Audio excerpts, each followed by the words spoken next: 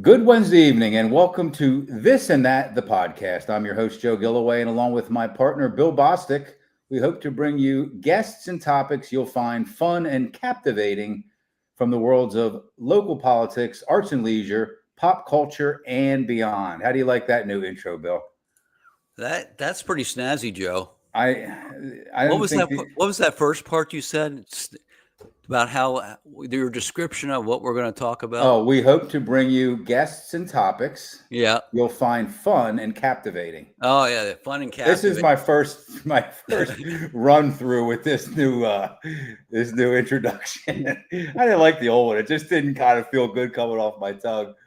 Um, anyway, our sponsors. Let's talk about our sponsors. We love our sponsors. The American Legion Post 272, aka the Robert H. Hoke American Legion Post 272 on Mountain Road in Lingelstown, Team PA, AAU basketball, and Rickabaz Electric. Thanks once again to these great local businesses for their continued support of This and That, the podcast. Yeah, we appreciate it. And Yes, we yeah, do. So, Bill, episode number what? I'm going to say 22, 23. 23, yeah.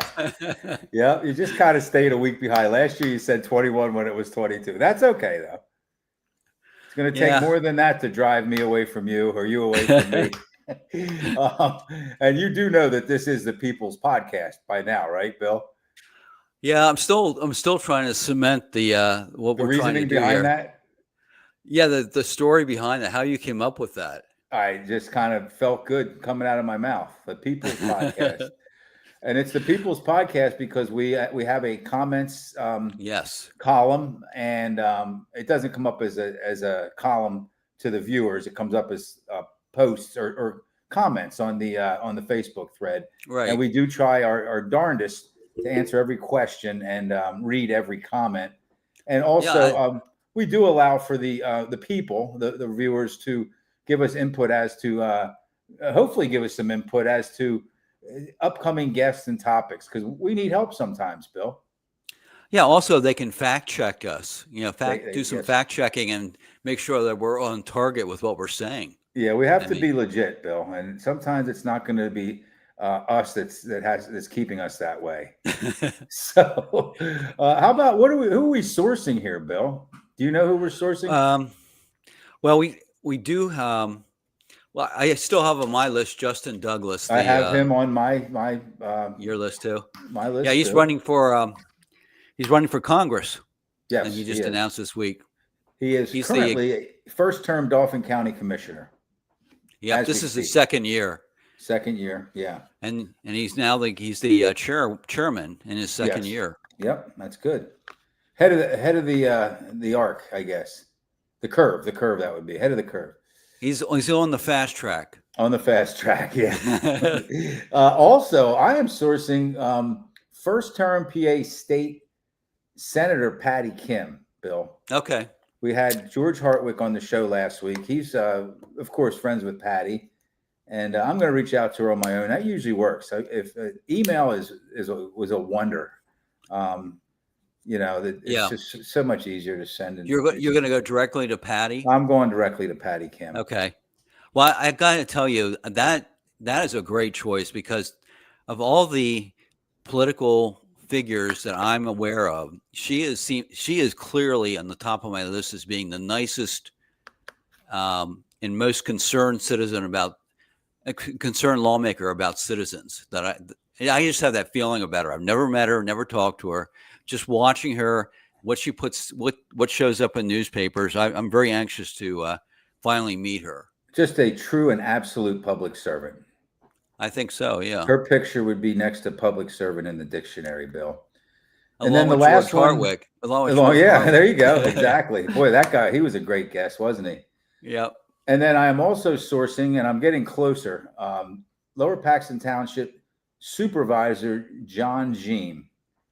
I spoke with him on the phone last week. You know this. And we're going to bring him on to talk about the roundabout, right? Because he is Is he a traffic engineer, or what's his background? He's an engineer of some sort. I don't want He's to. an engineer. I know he works on roads. He Okay, deals with contracts and all that stuff that goes in the roadways and that kind of thing. I So just made that up. Is that a traffic engineer? Is that a real? Is that a real job? It I sounds like it would I be. am so far removed, Joe, from the engineering world. I don't Traffic know. engineer. You thought it We'll was a just real job, real.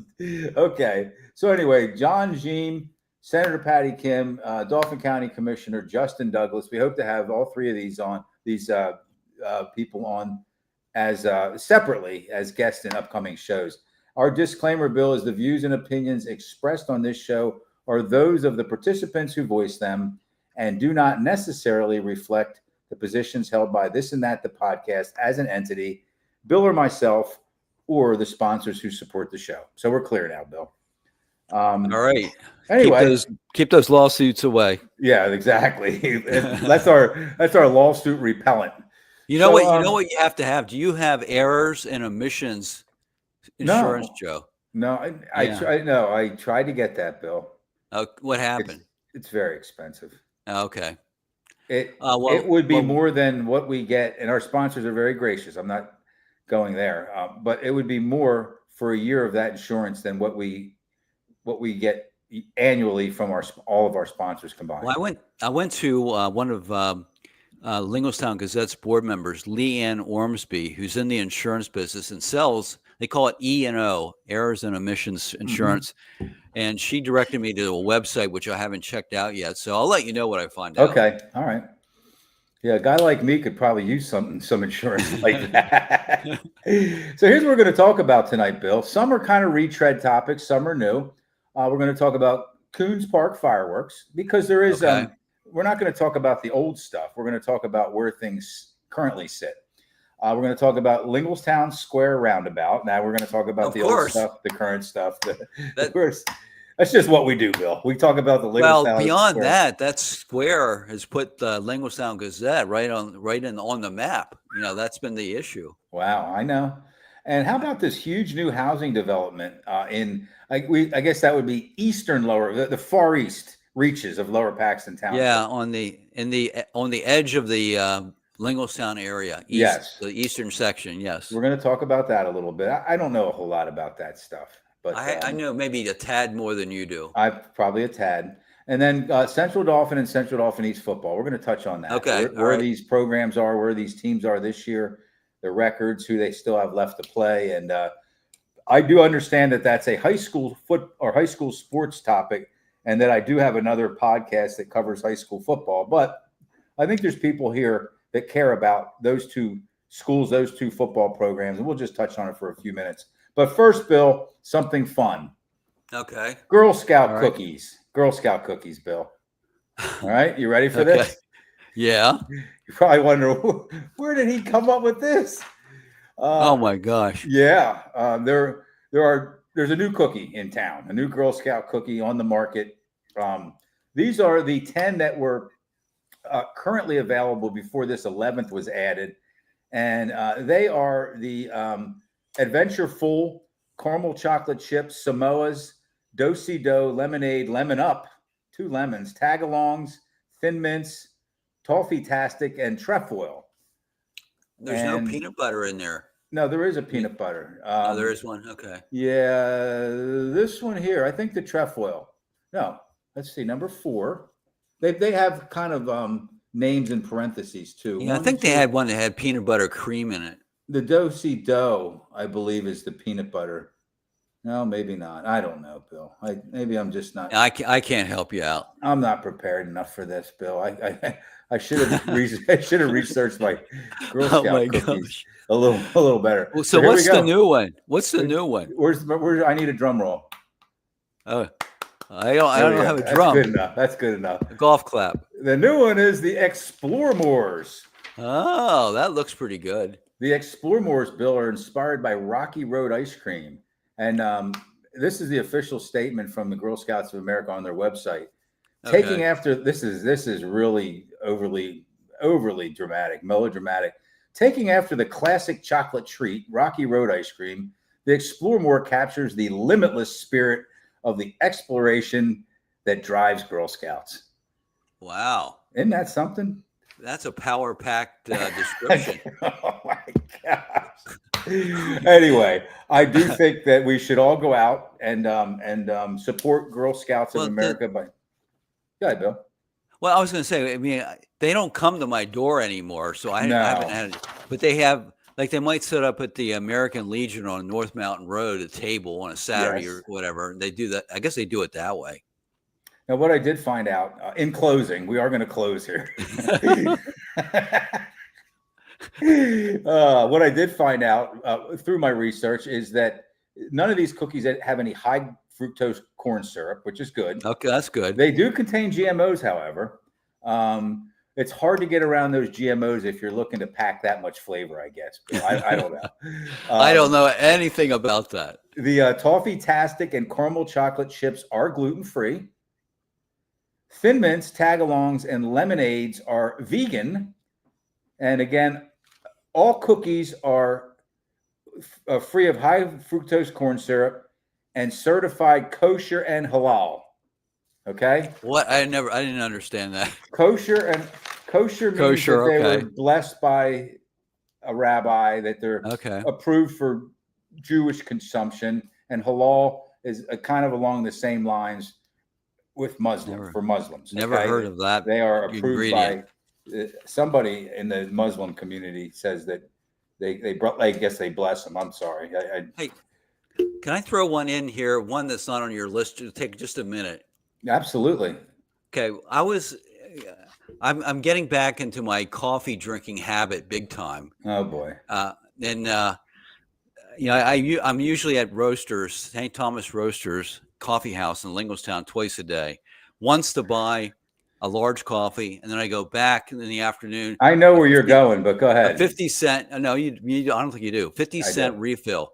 So I go in there the other morning, and I order my large coffee, and I got it for free. I thought, well, who in the room is doing this for me? Right. And it turns out that there's a financial advisor who has a stack of cards there, and she buys coffee for whoever shows up at the right time.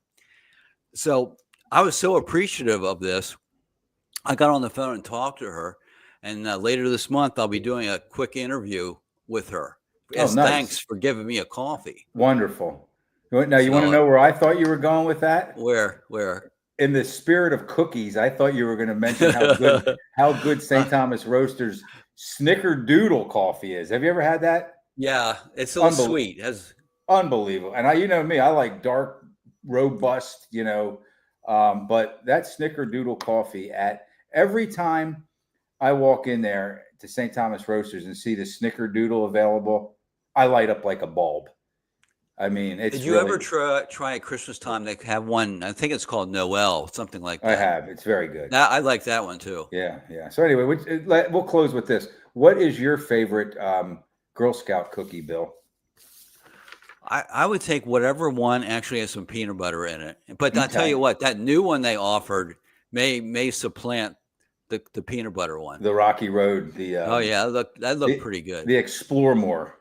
Yeah. I'll tell you what, with that description, it's got to be good. We need to get that writer in here to help out things. Way better. So once again, the Explore More's hopefully on sale at a Girl Scout stand near you or wherever they sell their cookies now.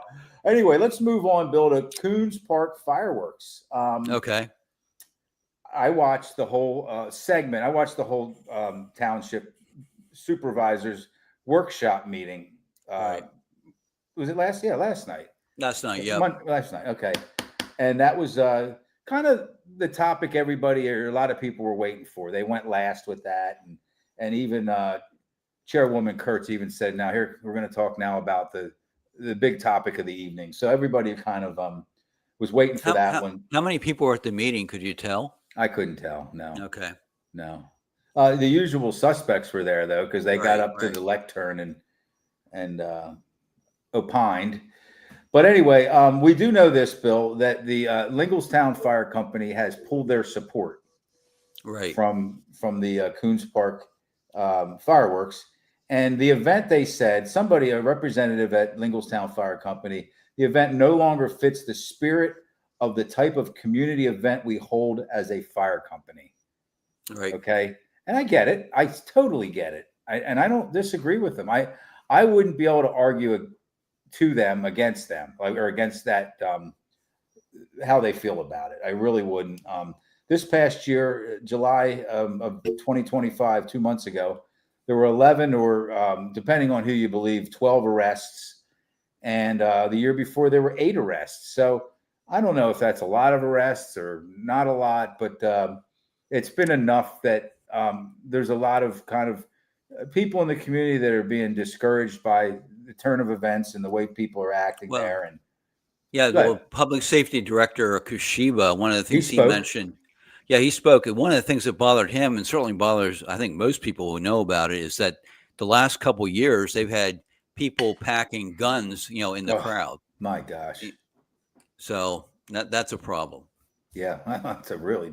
I couldn't get a read on Mr. Kashiba. I couldn't tell if he supports continuing them, bringing them back, or if what he was saying was along the lines of this is maybe why they shouldn't continue them. Could you? Yeah, or weren't you? I listened to that part somewhere somehow because I was busy last night at a Lions Club meeting, but it sounded like he was.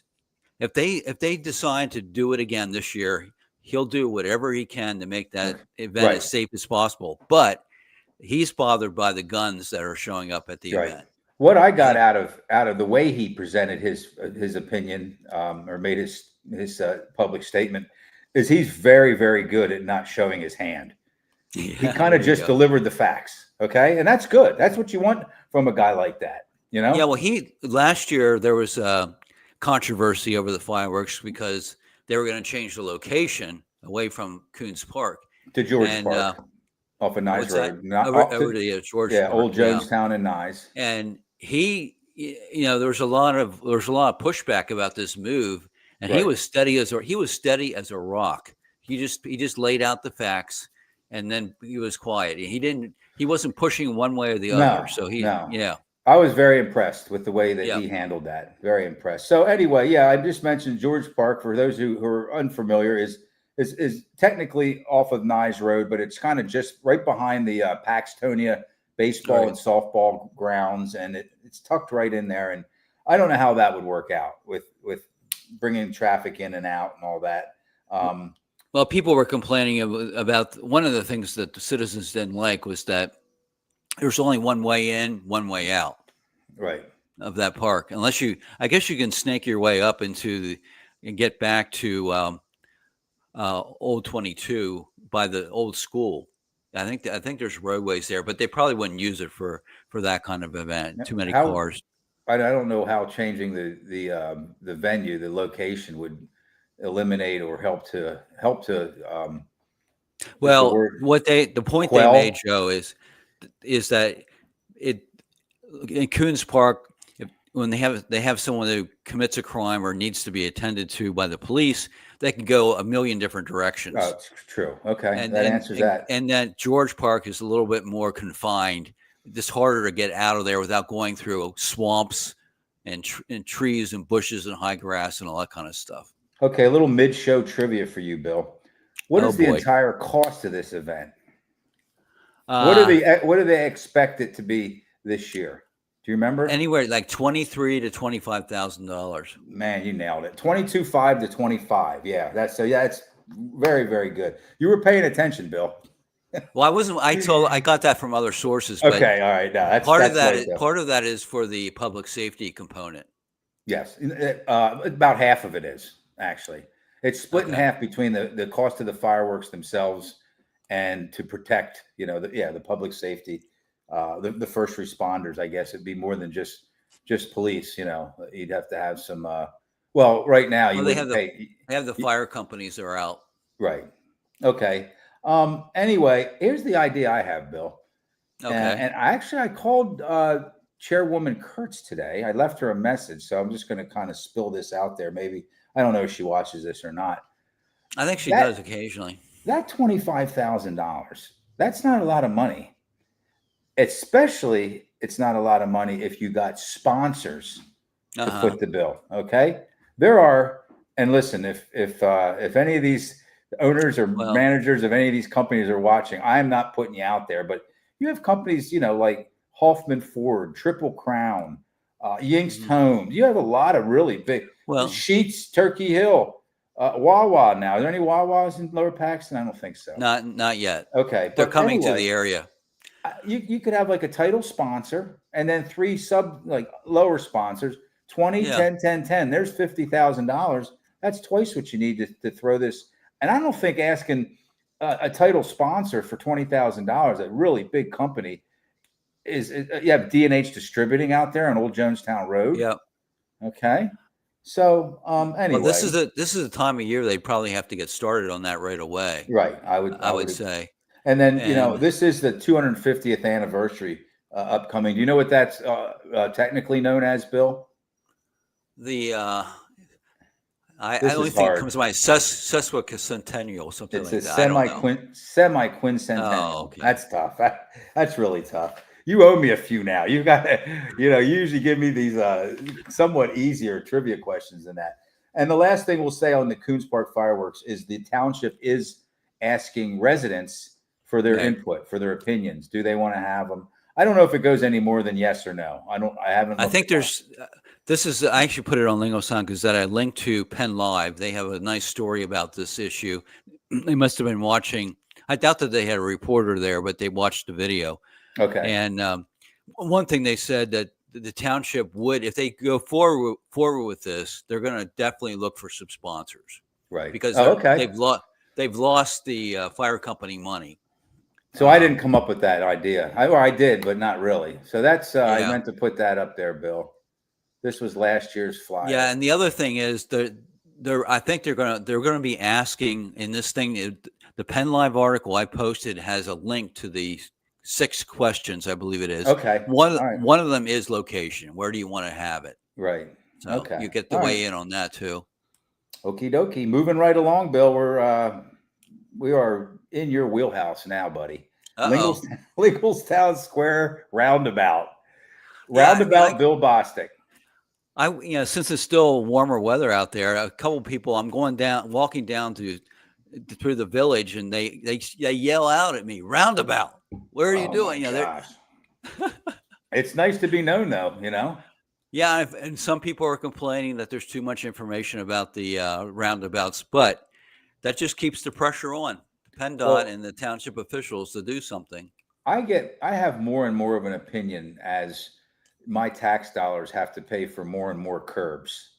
Yeah. Okay, Yeah. seriously, I'm not joking. The one repair though, Joe, was money from a trucking company that they somehow Okay, found out. So good. and hopefully as they move forward and ramp up the enforcement to our local police, they will be able to seek insurance money from these trucking companies if something happens. Is that kind of how it looks now, Bill, on that photo? That's a pretty modern and pretty Okay. recent photo. Yes. Now that circle around the inner circle, I would refer to that as kind of an apron.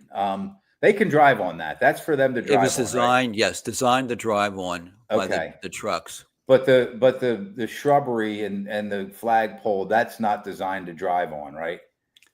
No, it Okay. absolutely is not. All right.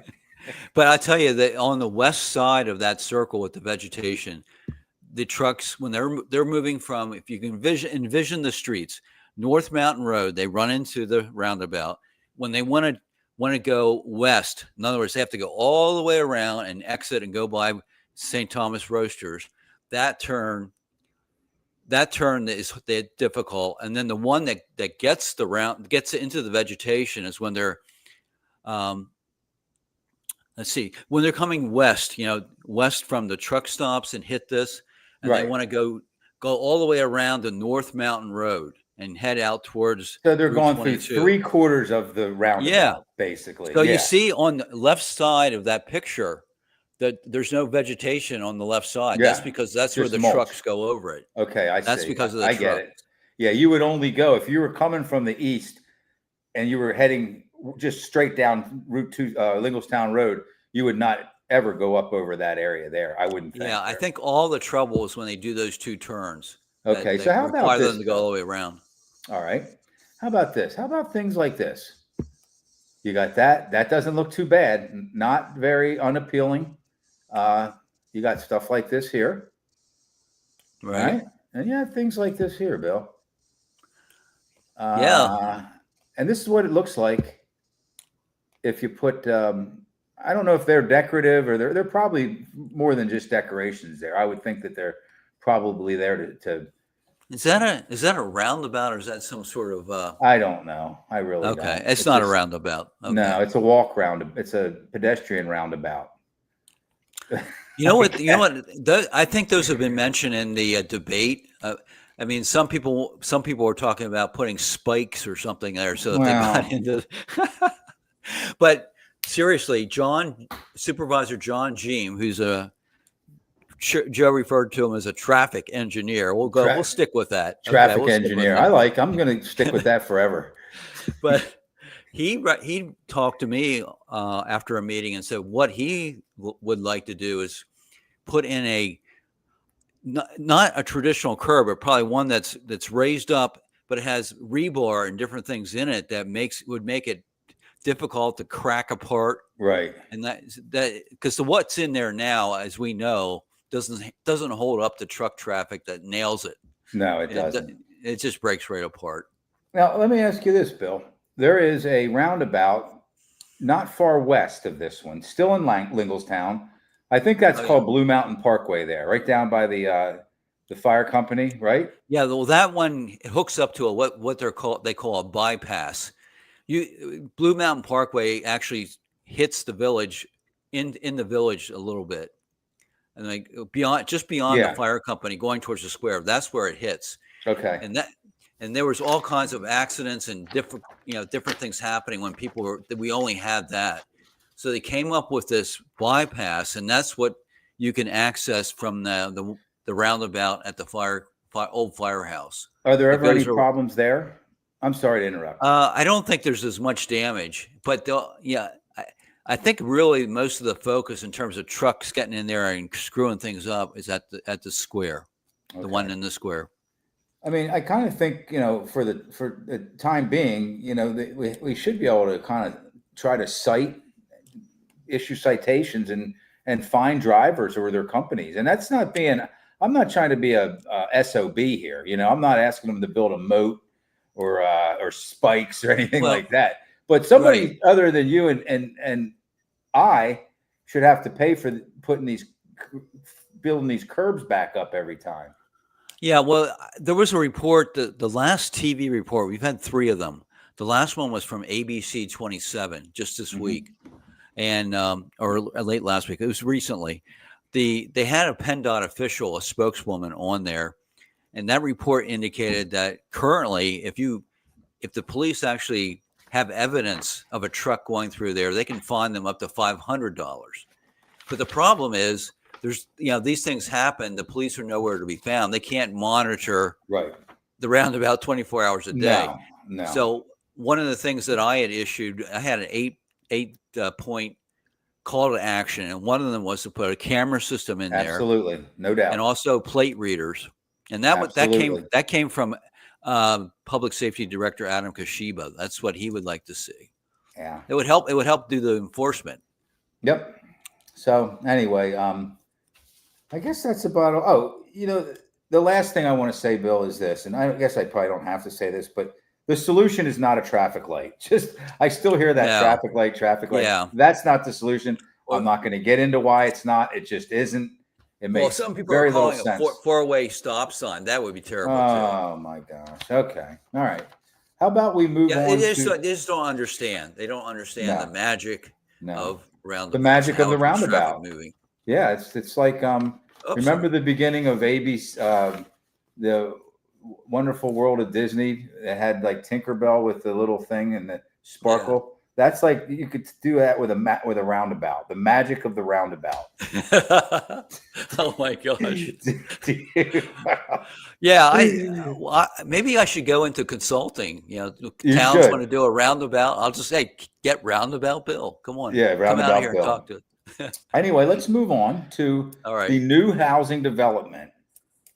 Um, Okay. Let me tell you what I think I know about it. All It's going to right. be out near Wenrick Road, It's going to be east of Wenrick Road. There'll east be of Wenrick, entrances off of Wenrick, at least one or and two. this would be kind of behind the Doghouse restaurant in that area, that general area, right? Yeah, I don't know if it goes that far. I didn't see the plan, but that's pretty Okay. far down the road. So it would be between Wenrick and Piketown roads. That would Yeah, in in that yeah part of that area there. That's a pretty big area. A lot of it is 700. open. Go ahead. I'm sorry. A lot of that area between Wenrick Street and Piketown Road is open space. Wide open. Yeah. Yeah. 700 plus homes. The preliminary plan that was submitted is in that 700 to 750 homes. They did indicate through a source I have that I wasn't able to attend, and they don't put them on TV. So, but they said that over an 8-9 year period, that there would be as many as 1,000 homes in that That's what I area. heard. That's what I Yeah. heard. Now, is there going to also be like a Jimmy John's and a Tide dry cleaner and I don't know if there's all any that, businesses in there. all that stuff? Penn State, Yeah. Hershey Medical Center, urgent care, and No, none I of don't. that. Never heard that. I haven't heard that. Okay. Now, and when just understand that the preliminary plan is preliminary. It doesn't have all the details that you'll Right. eventually have, but apparently it shows where the housing units will be.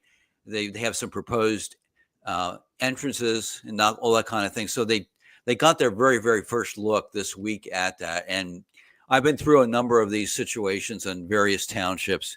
When you get a big plan like that, it's going to take months and months and months to get it finalized. Can you imagine that all the details that need to be addressed Oh and yeah, tended to? I mean, just the roads to begin with, in and out, and throughout, of course. And I don't know. There's probably so much infrastructure that needs to be worked on, right. and then how about the plans? You have the township must make all kinds of plans for this, and then you have Central Dauphin School District needs to make all kinds of plans for this because Yeah, those it's kids on are. there. There's already 2,000 kids, close to 2,100 kids, I think. I don't want to misspeak, that go to Central Dauphin. These would all be, now let's put it this way, even once there's 1,000 homes, they're not all going to have high school kids, okay? Right. But they would all go to Linglestown Middle, I think Linglestown Elementary, and Central Dauphin High School currently. That would Yeah. probably have to change, I would think. Maybe let West Hanover take some of the kids. I don't know. It's just too much. I was getting a headache trying to think of the logistics of all that today. Well, I think the school board members are having the same headaches. They know about it, and it's on their radar. They probably haven't done too much work specifically on it, but it's definitely a concern. You know who I would like to get on to talk about it, Bill? Who's that? Okay, from the school board, and this is with respect to the other 8, because I really feel I respect the heck out of that whole board. Eric Epstein. Yeah, he would be the guy for that. That's kind of he's focused. He's focused on the finances of the district. That's where he specialized. But he spent years and years and years dealing with Lower Paxton Township through a group called SWAN, which was Stray Winds Area Neighbors. Okay. That Stray Winds was a beautiful farm off of Colonial Road. Mm-hmm. I'm familiar. And yeah, it was beautiful. And now it's a housing development. It's still a beautiful area, but it's loaded with houses now. So we have Bill, I'm so sorry. I don't mean it. I never mean to interrupt you. Sometimes I think that you're done and I don't, we've been working together a long time. So you said we have. Yep. Well, what this group did was work closely with both the developer, which was Triple Crown Corporation, based in Lower Paxton Township. Eric grew up with those guys. All right. Okay. The not McNaughton's, DeSantos. Yeah. And then so Eric worked with them as well as the township. They wanted certain things that citizens out there that live in that area wanted certain things to happen. A lot of it had to do with the roadways, where roads intersect Colonial Road. Many of them are very dangerous intersections. So you put all those houses in there, it just multiplies the problems. Right. Yeah. So that's going to be Yeah. something that, we're going to hold on to here for a long time, like the roundabout. We're going to talk Yeah. about the new housing development constantly ad nauseum. Yeah. And It's going to evolve. It's going to change. It's going to, the people are going to want updates. Well, yeah. What actually happened with efforts through Lingle Sound Gazette the last time? Blue Ridge Village was another big one. It took time to get that in place. This is where the Blue Ridge Country Club used to be. I actually held a town forum that was fairly well attended. And the developer, Mark McNaughton, came in and answered questions and was very open with the public about that. So I can envision doing that again with this major development. Let's do it. Yeah. Let me read Mike Paskovic. It's either Paskovic or Paskovich. Mike, I just pronounced it both ways, so I can't be wrong twice. He has a comment here, a good comment. I don't think we want something that gets them stuck either, meaning the trucks getting stuck in the roundabout. Yeah. Maybe something like the Jersey, quote unquote, Jersey barrier that pushes the tire back. It doesn't have the aesthetics, though, is what Mike said. Okay. Mike, thank you for that comment. Yeah, there has to be a solution, and we already covered that topic. So we'll wait till next time. But that's something to think about, I would think. But you do want to keep the aesthetics, I think, in the square. That's certainly part of it. Yeah. Right. Okay. All right. So that's it for that, Bill. We're going to move on to. Let's look at Central Dauphin East and Central Dauphin football. Okay. Okay. Yep. The reason I want to talk about them is they kind of both mired recently, and I'm going to really watch what I say here, and I really, really am going to watch what I say. But okay. I cover high school sports, and I cover these teams, and I've interviewed the coaches, and I'm friends with the athletic directors, but they're both kind of mired in either mediocrity or even a little below mediocrity in the past handful of years. Each team is 1-2, 1 win, 2 losses to start the season.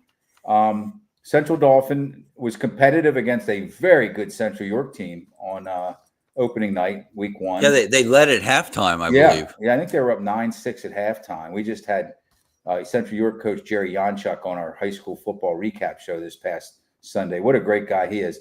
And then Central Dauphin had a bad loss against Cedar Cliff. I watched that game. You were on the sideline for that game. Yeah, I was. How was that? Was it impressive or unimpressive? Or well, both. Neither team was impressive. Let's put it that way. All right. But Cedar Cliff. Well, actually, I think the game was decided on fumbles. There was untimely fumbles by the Rams. Yeah. And then Cedar Cliff took advantage of that on a couple instances. So that really was the difference. Right. But neither team was really looked top notch. Then Central Dauphin got to 1-2 with a blowout win against kind of hapless Cedar Cliff. East, how did they get to 1-2? I mean Carlisle. Sorry, yeah. Freudian slip. That's why I have you here, Bill. Yeah, to help with the Freudian slips. East, they beat York High, William Penn, in week 1, and I watched the whole game. They kind of were able to get the lead and keep it after the York High quarterback left the game with an injury, and then they had 2 bad losses in a row to Chambersburg. They were up 21-0. They lost 26-21, and then they lost to Cedar Cliff and only scored 3 points, 14-3. And I'm not here to blast them. I'm here to say that these were programs, Central Dauphin more than Central Dauphin East, that were perennially competitive. Okay, maybe not winners every year or whatever, but now they're kind of like middle of the road to lower in the Commonwealth Division programs. Last postseason win for Central Dauphin was 2019. So they haven't won a playoff game, and it'll be 6 years unless they can win one this year. For Central Dauphin East was 2016. Okay. Central Dauphin East has made the playoffs the last 2 years. Central Dauphin last made the playoffs 2 years ago. I just don't think that they're equipped to stick with the McDevitt's, the Harrisburgs, and the state colleges of the Commonwealth Division. Yeah. And Well, if you can't win those games, you automatically are shooting for fourth place. okay. Yeah. East, this is Well, I what they do. have. Go ahead, Bill. I was just going to say, I know from talking to some people on the sideline that Central Dauphin has a little bit of a challenge at the quarterback position. They do. I was told that the senior quarterback, I don't know his name off the top of my head, was running back last year. Yeah. And he's a good football player. It's just, He's a good runner. And it's not like asking a left fielder to play right field. Okay. That's an entirely different position, quarterback. And the yeah, guy's probably doing an admirable job with, with what he has coming in, being a running back. And you just have to learn, all the plays rather than just your own plays. And it's just, it's a totally different thing. Apples and yeah, we oranges. had that a few years ago when we were covering it. There was a running back or had another position who ended up being the quarterback in a playoff game. The next year he became the quarterback. Do you remember who that was? We were down in Manheim Township, I think, whenever our quarterback got hurt very early and they put the backup in. And he was a running back, I believe. Huffman? I don't know. I don't Okay. know. I don't remember the situation. Okay. So anyway, why are McDevitt, Harrisburg, and State College so good? They go about things a little differently. I mean, State College, not really. They don't go about things differently, but they get to keep all their players. They're up there. They're the only gig in town, the only school in the area. There are no Catholic schools around. There are no other private schools around. There are no other decent public schools around. So every athlete in that district is going to go to State College and play football. Every single one of them. Okay. Nobody's like up there cherry picking their players. McDevitt, let's face it, they're a private school. They can bring in whoever they want. If they see a couple players on Central Dauphin that they're attracted to for whatever reason, they need a guard or a defensive back or a running back, and they can go out and bring that player in. And Harrisburg, even though they're a public school, they have learned to kind of add to their current roster. Maybe a player here, a player there. They bring in. They're just loaded with players, and I respect the heck out of what Coach Calvin Everett does at Harrisburg. I really do. He's a winner, and he's got a lot of great kids, great athletes. But what I'm saying is, East and Central Dauphin do not go about things in the same fashion as McDevitt, Harrisburg, and State College, and I don't expect them to maybe ever get back up in that top three with those three schools. So you like in the past, it wasn't quite that way. What was the difference whenever Central Dauphin, especially, had a good run of teams right through at the time we watched them? I watched them in the late 2010s. I think what's happened? I think one of the things that's happening, and it's happening all over the place, more with some schools than others, are parents just don't want their kids to play football anymore. Okay. Because of the head injuries. And it's a fact. You can look at the numbers. The numbers don't lie. And there's a lot less players on the Central Dauphin involved in their program than there used to be. I think that a lot of it has to do with they just either aren't playing at all. They're maybe in the hallways and aren't going out. Maybe there's good kids in the hallways. But it has been, in 6 years, it has kind of fallen quite a bit there. And East is they're the opposite, though. They're a little better.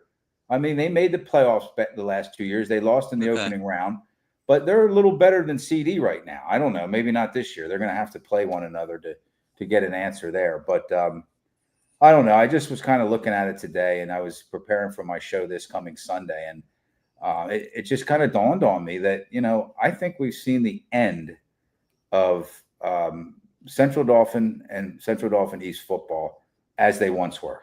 I just do. Just it turned the corner. They turned the corner the wrong way. And the other three that I mentioned, Harrisburg, McDevitt, and State College. Well, State College has always been very stout. Harrisburg's kind of been hit and miss, mostly hit. Over the years, they've had some down years. McDevitt's they just reload. Whatever they need, they're able to bring in, and they kind of source players like we source guests. They source players. So anyway, Well, the one thing before we get off the football, I just want to give credit to Coach McNamee at the Central Dauphin Rams. He's been at it a long time. It's more than just football with him.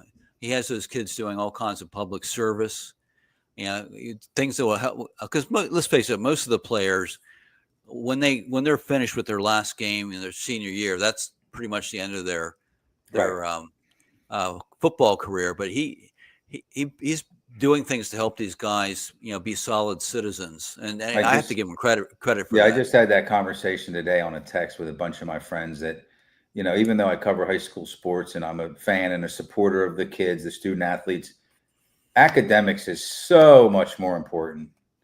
Yeah. Becoming a good member of your community is so much more important than winning football games. I'm not saying that winning football games is a distant third or whatever.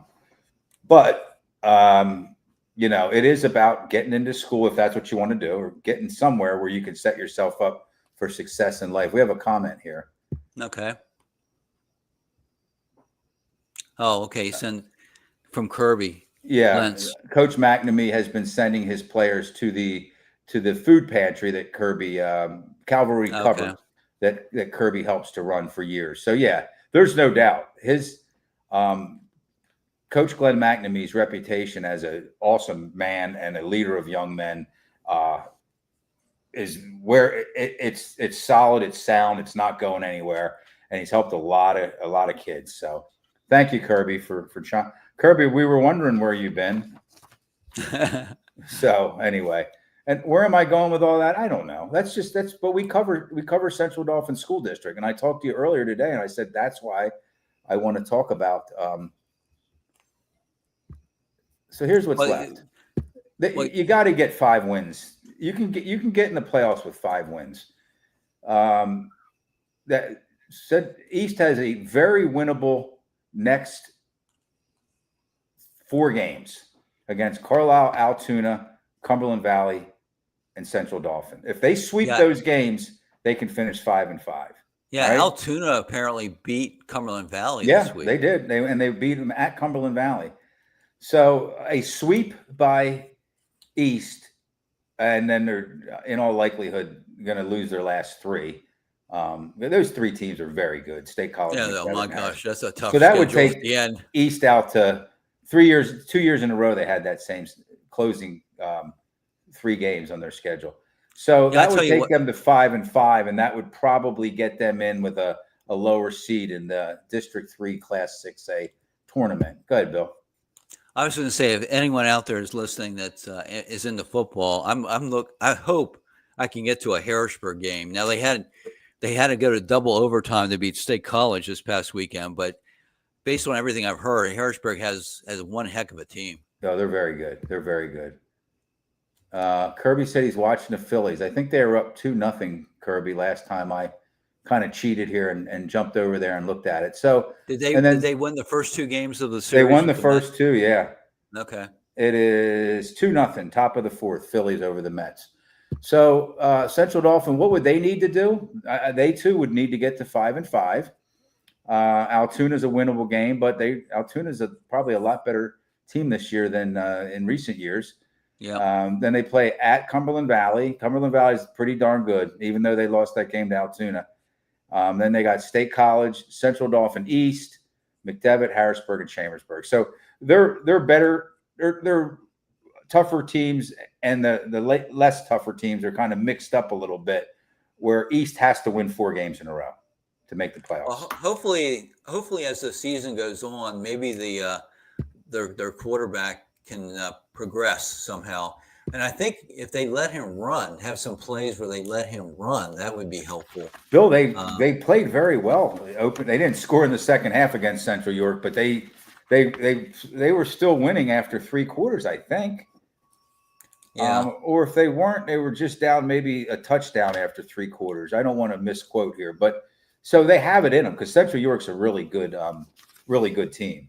So anyway, where I was going with all that is, there are local teams. They just aren't where I'm sure we all hope they would be, with at least making the playoffs every year, winning a playoff game, at least now and then, And I think I'll probably. I don't know who's even going to watch this show, but I'm probably going to get some backlash over this. And I'm trying my best. You can tell that to not, I'm not trying to be negative. I'm just kind of trying to, just the news, ma'am, just the news, sir. You know what I mean? Just kind of delivering the facts. So anyway, Bill, let's move on to something very important, near and dear to my heart. What's It's near and dear to my heart because it's near and dear to your heart. Linglestown Gazette. What's going Okay. on? It says right there underneath your image, Bill Yeah. Bostic, Linglestown Gazette publisher, not to be confused with Linglestown Gazette Sports.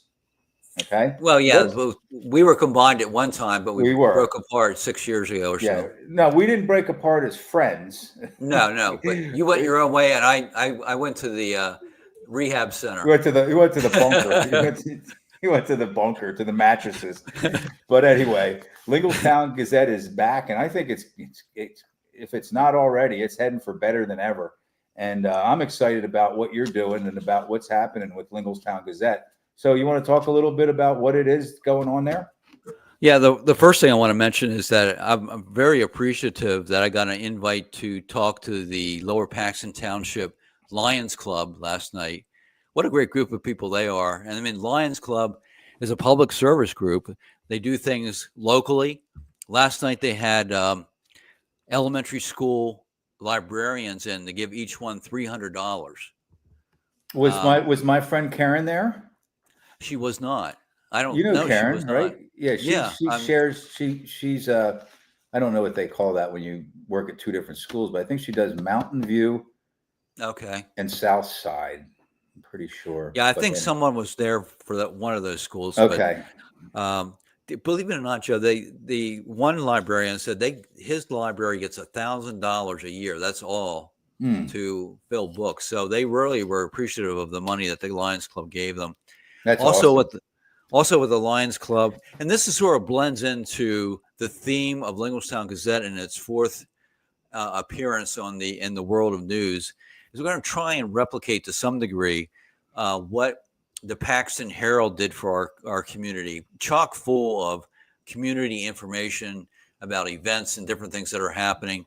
I'm going to be probably later tonight doing a post about the Lions Club is having a chicken barbecue on Saturday from 10 o'clock. It's going to start until they sell out. It's going to I'll be there.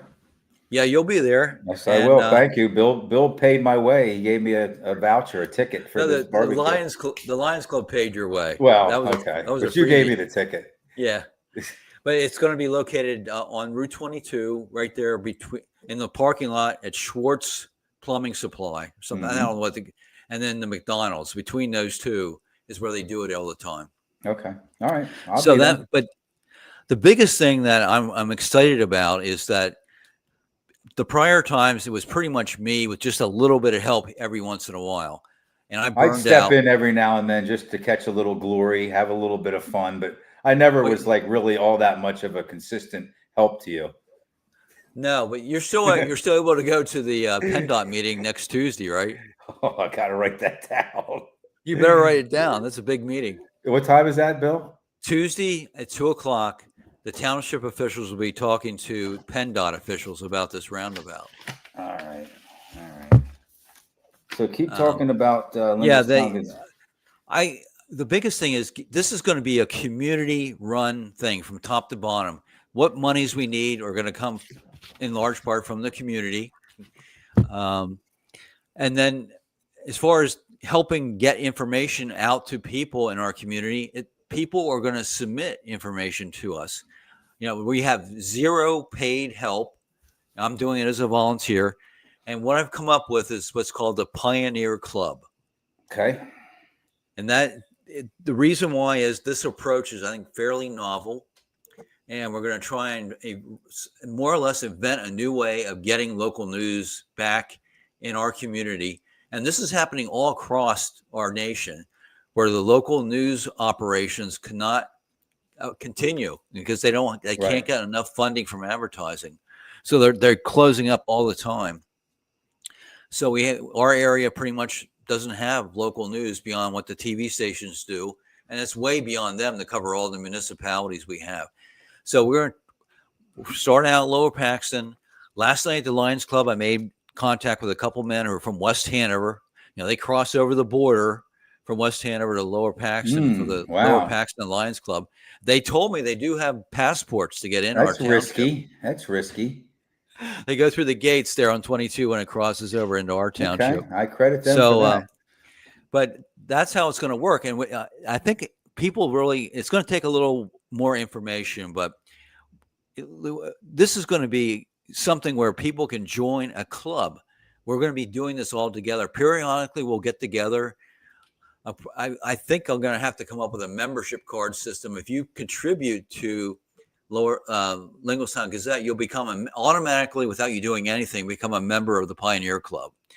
But as you do more things, like if you attend a meeting, if you choose to do that, you'll get a press badge that you can put around your neck. And if you really advance, if you choose to do something where you might be able to give, let's say, a rough draft of an article, gold watch, not a gold watch, but they'll get a golf shirt, okay, with the logo and all that kind of thing, so that you feel like you're really doing something. You're helping out your community. Absolutely. So selling this Pioneer Club is really the biggest thing I'm doing right now. And I got to thank Joe and other people that are helping out with this, just getting things set up with the back office, the checking account, how we're going to raise money, get the logo, all this stuff.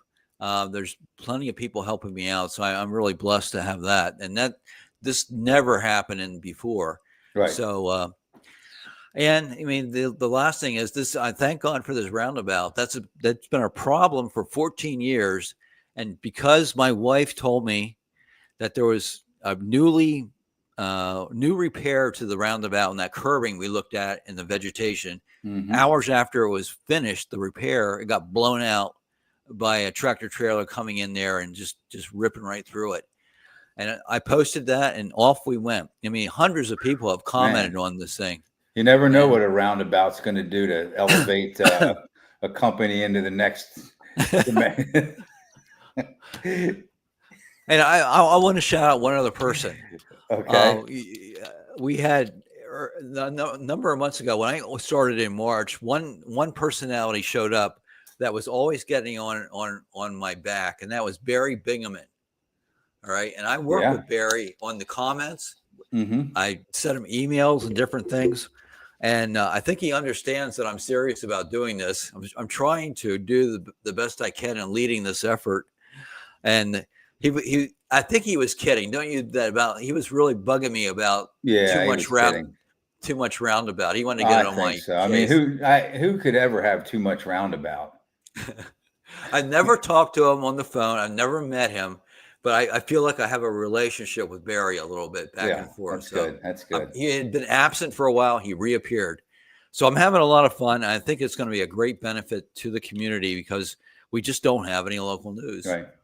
And then I can see that Lingelstown Gazette and this and that, the podcast, can kind of coexist like cousins. Yeah. Okay. You know what I mean? Yeah. Kissing cousins. Yeah. Not necessarily like siblings, but because we both serve different purposes. But, you're always welcome to come on this show, of course, and talk about Lingelstown Gazette. And I like working with you and helping you as a producer, whenever you need it. And so anyway, so that's the Lingelstown Gazette update by publisher Bill Bostic. And we have a chance to keep this under 60 minutes. How about that? That'd be great. I'd love to do that. So let's, once again, the upcoming here in the coming weeks, we hope, first term Pennsylvania State Senator Patty Kim, Lower Paxton Township Supervisor John Jeem, and first term Dauphin County Commissioner Justin Douglas. We're going to try to get them on the show. All three would be very interesting guests.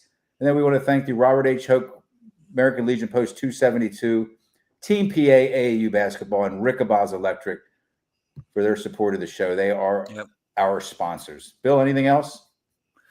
Nope. I won't be around next week, so you'll have to figure out what you're doing, if anything. I struggle to take vacations from these podcasts, so I'm going to probably try to come up with something. But here's my disclaimer. Without Bill, I may just take the week off. We'll see. We'll see what happens.